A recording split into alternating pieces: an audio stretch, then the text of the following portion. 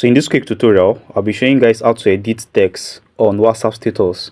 Peradventure you already posted something on your WhatsApp status and you want to edit the text. So let me show you guys how to go about that. It's very simple. Assuming I go to my status now, I get to post the slippers and write buy now. So now this is posting. So now it has posted. So you can see my status right here. It says buy now. So peradventure you want to change this buy now and add something else to it, or you want to edit the text, write something else, just click on this pencil icon right here. Then you get to write whatever you want to write right here. So I write buy now, discounts available.